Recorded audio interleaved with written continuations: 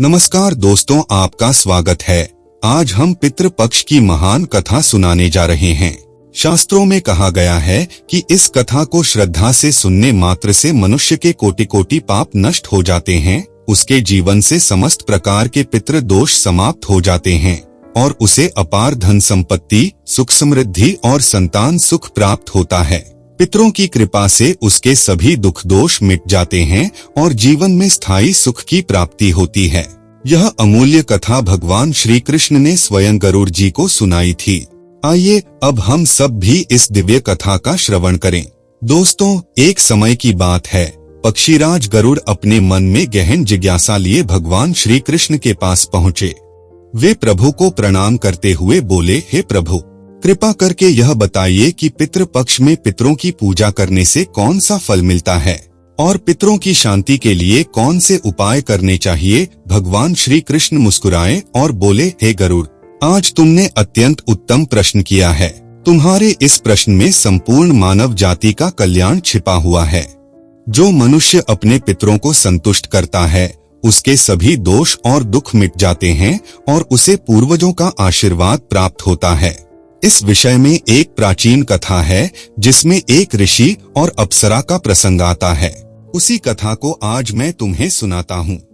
इस कथा का श्रवण करने मात्र से तुम्हारे सभी प्रश्नों का समाधान हो जाएगा और हर प्रकार के पितृ दोष का नाश होगा। गरुड़ जी ने हाथ जोड़कर कहा, हे प्रभु, आपके मुख से इस पवित्र कथा को सुनने के लिए मैं अत्यंत उत्सुक हूँ।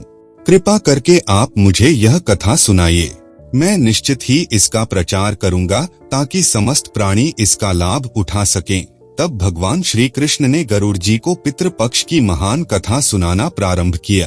भगवान श्री कृष्ण बोले, हे गरुड़, प्राचीन काल में रुचि नामक एक महान राजा हुए। वे संसार के मोहमाया और भोगविलास से विमुख होकर निर्भय भाव से पृथ्वी पर विचरण करने लगे। उन्होंने गृह त्याग दिया, एक समय ही भोजन करते और गहन वन में तपस्या में लीन रहते। उनका जीवन पूर्णतः वैराग्य और ब्रह्मचर्य से युक्त था। उन्हें ऐसा देखकर उनके समस्त पितृगण अत्यंत दुखी हो उठे। वे सोचने लगे, हमारा यह वंशज यदि विवाह नहीं करेगा तो संतान उत्पन्न नहीं होगी और संतान के बिना पितरों का श्राद्ध तर्पण कौन करेगा।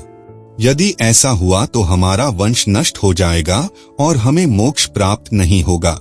इस चिंता से व्याकुल होकर पितृगण स्वयं प्रकट हुए और अपने वंशज रुचि ऋषि से संवाद करने लगे और उसे वैराग्य का त्याग करने के लिए कहेंगे। फिर एक दिन जब ऋषि रुचि ध्यान मग्न होकर तपस्या कर रहे थे, उसी समय उनके समस्त पितृगण उस स्थान पर प्रकट हुए। जब ऋषि रुचि ने अपनी आंखें खोली तो उन्होंने 4 दिव्य आत्माओं को अपने सामने खड़ा देखा। उन्हें देखकर वे आश्चर्यचकित हो गए और उन्हें प्रणाम करते हुए कहने लगे, हे महान आत्माओं, आप कौन हैं और किस कारण से आप मुझे दर्शन देने के लिए पधारे हैं। वे सभी दिव्य आत्माएं कहने लगी, हे वत्स, हम तुम्हारे पूर्वज हैं और हम तुम्हारे इस वैराग्य पूर्ण आचरण से अत्यंत दुखी हैं, इसीलिए तुमसे मिलने के लिए आए हैं। ऋषि रुचि ने उन्हें नमस्कार करते हुए आदर पूर्वक पूछा, हे पितृगण, आप सभी के दर्शन करके मैं कृतार्थ हो गया, किंतु आप मेरे आचरण से दुखी क्यों हैं? कृपया मुझे विस्तार से बताइए। मुझसे ऐसी कौन सी भूल हो गई है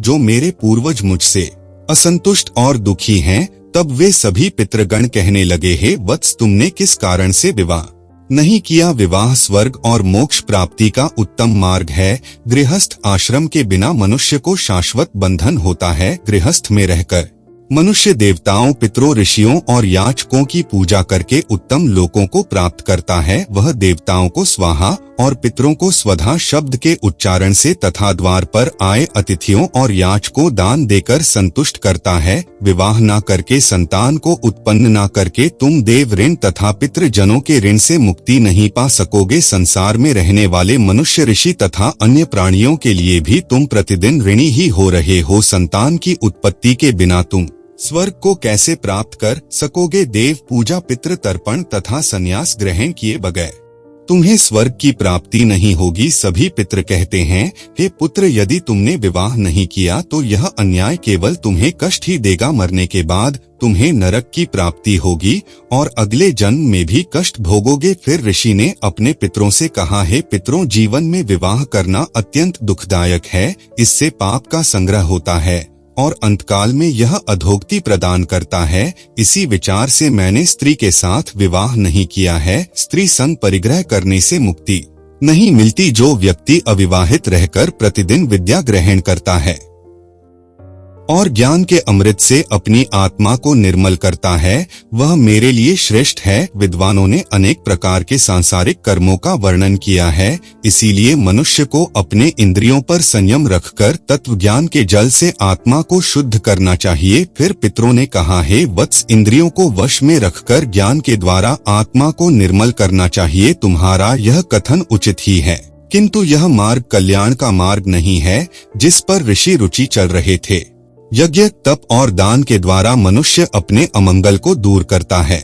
ऐसे शुभ और अशुभ कर्म जो फल की इच्छा से रहित हों, वे बंधन का कारण नहीं बनते। जो पूर्व कर्म है वह भोग के द्वारा नष्ट हो जाता है।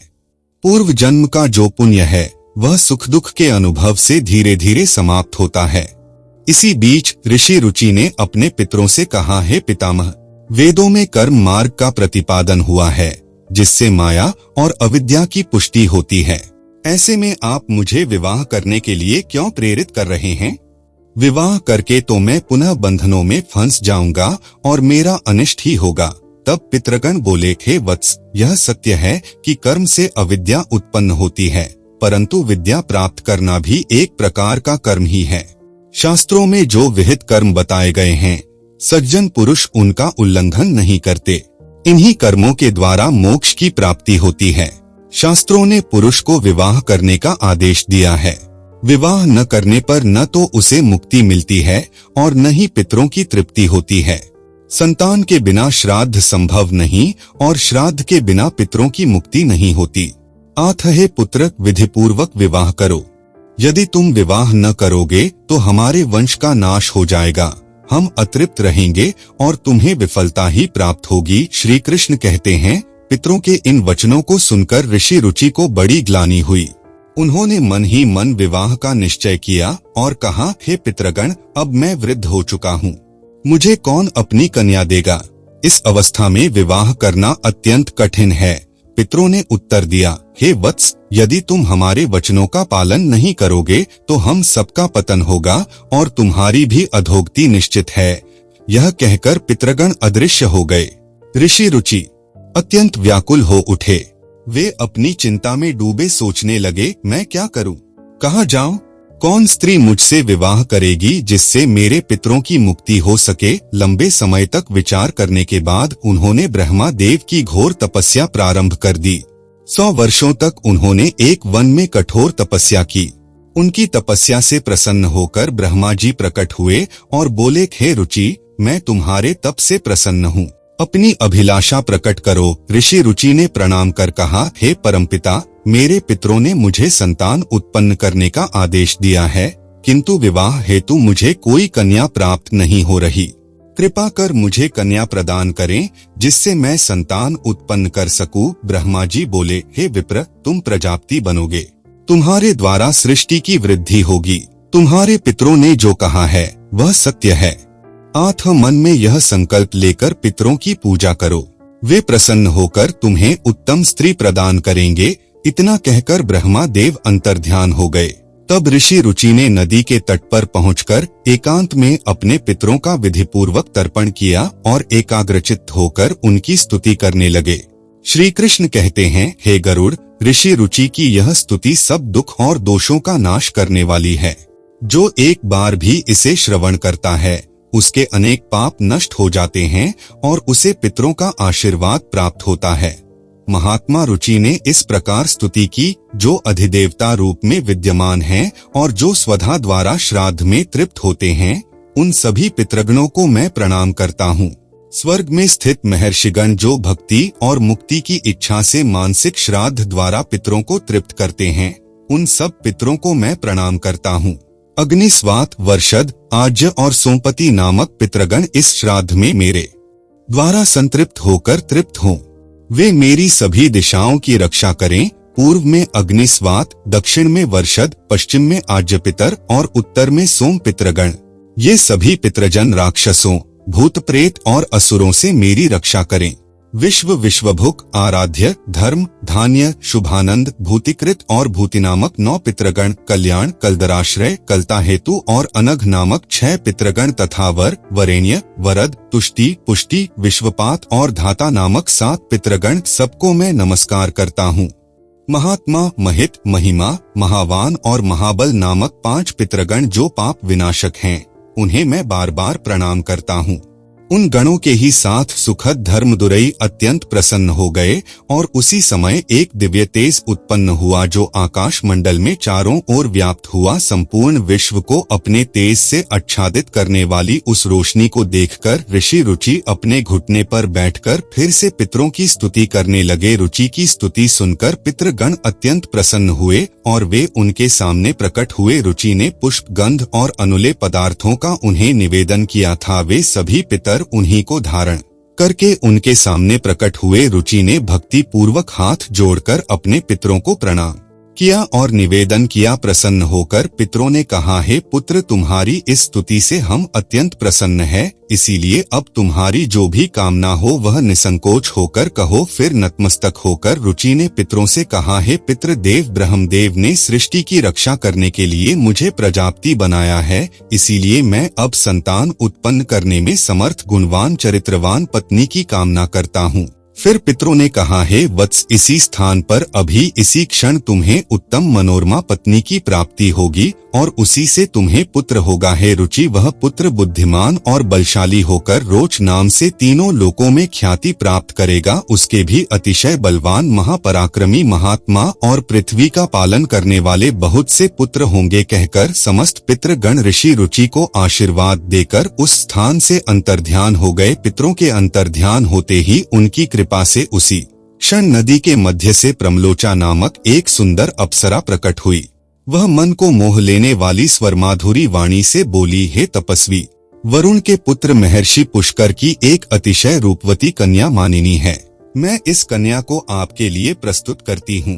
आप इससे विवाह करें। इससे आपको एक अत्यंत बुद्धिमान पुत्र की प्राप्ति होगी जो मनु नाम से विख्यात होगा। प्रजापति रुचि ने उस दिव्य कन्या से विवाह किया। इस प्रकार ऋषि रुचि ने अपने पितरों को प्रसन्न कर अपने वंश की परंपरा आगे बढ़ाई। श्री कृष्ण कहते हैं, हे गरुड़, इस कथा से स्पष्ट है कि पितरों की प्रसन्नता ही संतति और वंश की वृद्धि का आधार है। पितरों की तृप्ति के बिना मनुष्य जीवन अपूर्ण रहता है। इसलिए पितरों को संतुष्ट करने के लिए अनेक उपाय गरुड़ पुराण में बताए गए हैं। सबसे पहला और प्रधान उपाय है तर्पण। तर्पण का अर्थ है श्रद्धा से जल अर्पण करना। पितृपक्ष में जल, काले तिल, दूध और कुश मिलाकर पवित्र मंत्रों सहित जल अर्पण करने से पितृगण प्रसन्न होते हैं। इस समय पितृभ्यः स्वधा मंत्र का जप करने से पितरों को संतोष और वंशजों को आशीर्वाद मिलता है। दूसरा उपाय है श्राद्ध कर्म। श्राद्ध में पितरों के निमित्त भोजन, फल, वस्त्र और दक्षिणा अर्पित की जाती है। ब्राह्मणों को आदर सहित भोजन कराकर उन्हें दान देने से पितरों की आत्मा तृप्त होती है। इस दिन सात्विक और पवित्र भोजन जैसे खीर, पूरी, सब्जी और ताजे पदार्थ अर्पण करने चाहिए। तीसरा उपाय है गाय, ब्राह्मण, कुत्ते और कौवों को भोजन कराना। पितृ विशेष रूप से इन जीवों के माध्यम से तृप्त होते हैं। श्राद्ध के दिन गाय को हरी घास, कौवों को चावल व खीर और कुत्तों को रोटी अर्पण करने से पितृ दोष शांत होता है और घर परिवार पर आशीर्वाद मिलता है। चौथा उपाय है पीपल और तुलसी की पूजा। पीपल पितृगणों का निवास स्थान माना जाता है और तुलसी देवी लक्ष्मी का प्रतीक है। श्राद्ध में पीपल के नीचे दीपक जलाकर और तुलसी की पूजा करने से पितृ संतुष्ट होकर सुख समृद्धि का वरदान देते हैं। पांचवा उपाय है पिंडदान। गया जी और अन्य पवित्र तीर्थों में जाकर पिंडदान करने से पितरों को मोक्ष प्राप्त होता है। काले तिल, कुश और चावल से पिंडदान करके पितरों को तृप्त करना अत्यंत पुण्यकारी है। छठा उपाय है व्रत और संयम। श्राद्ध पक्ष में सात्विक भोजन करें, मांसमदिरा से दूर रहें और भगवान विष्णु, शिव व देवी लक्ष्मी की आराधना करें। इससे पितरों की आत्मा को शांति मिलती है। 7वां उपाय है दान पुण्य। इस काल में गरीबों, ब्राह्मणों और साधुओं को अन्न, वस्त्र और दक्षिणा अर्पण करना चाहिए। इससे पितरों की आत्मा तृप्त होती है और घर परिवार पर उनकी कृपा बनी रहती है। 8वां उपाय है पवित्र नदियों में स्नान। विशेषकर गंगा में स्नान करके जल अर्पण करना पितरों को तृप्त करने का सर्वोत्तम साधन है। गंगा जल से पितृ दोष दूर होते हैं और आत्मा को मोक्ष की प्राप्ति होती है।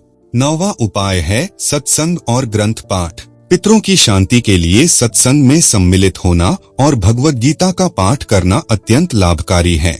गीता के 11वें अध्याय का पाठ विशेष रूप से पितृ शांति का साधन माना गया है। श्री कृष्ण कहते हैं, हे गरुड़, जो व्यक्ति इन उपायों को श्रद्धा और विश्वास से करता है, उसे पितृ दोष का भय कभी नहीं रहता। पितृ सदैव प्रसन्न रहते हैं और वंश पर अपनी कृपा बनाए रखते हैं।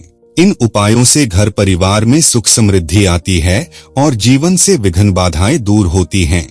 तो मित्रों, इस प्रकार गरुड़ पुराण में पितृ पक्ष की कथा और पितरों को प्रसन्न करने के उपाय बताए गए हैं।